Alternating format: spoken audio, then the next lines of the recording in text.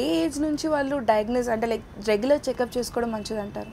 Symptoms రాకపోతే they can start doing a general health checkup from the age of 50 years. Okay. Usually any general health checkup will include urine test and basic blood test and sometimes even ultrasound also. Okay. So దాంతో మనకు తెలుస్తుంది prostate grow అవుతుందా లేదా. Nowadays there is also concept of prostate cancer screening.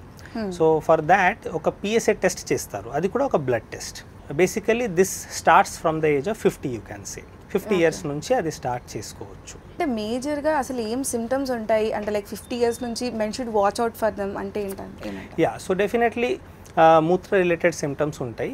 So mainly like చాలా తొందరగా urine రావడం and చాలా గట్టిగా యూరిన్ చేయాలని ఉండడం, చాలా ఫోర్స్ తోటి యూరిన్ చేయాలి అట్లా ఫీలింగ్ రావడం, యూరిన్ వేగం ఆర్ స్పీడ్ చాలా తక్కువ రావడం, ఇంకా కాల్ పక్కన పడిపోవడం అండ్ కంట్రోల్ కూడా చాలా తక్కువ అవ్వడం, యూరిన్ లీకేజ్ అవ్వడం and at the end of the urination కొంచెం డ్రాప్స్ యూరిన్ అండర్ గార్మెంట్స్లో సోక్ అవుతాయి, దానికి డ్రిబ్లింగ్ అంటాము.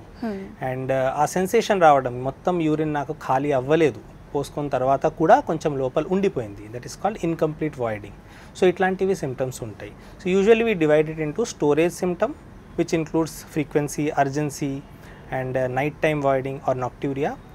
Voiding symptoms are like straining, poor flow, hesitancy, intermittency, అంటే ఆగేసి యూరిన్ రావడం, ఒక ఫుల్ స్ట్రీమ్లో రావట్లేదు, ఆగేసి వస్తుంది. And lastly post micturition symptoms, after passing urine we are feeling that urine సరిగా ఖాళీ అవ్వలేదు, incomplete voiding or dribbling. So ఈ మొత్తం సిమ్టమ్స్ని మేము LUTS, lower urinary tract symptoms అంటాము. సో ఎప్పుడు ఈ సిమ్టమ్స్ స్టార్ట్ అవుతాయి ఆ టైంలో ఒక యూరాలజిస్ట్ కన్సల్ట్ చేయొచ్చు.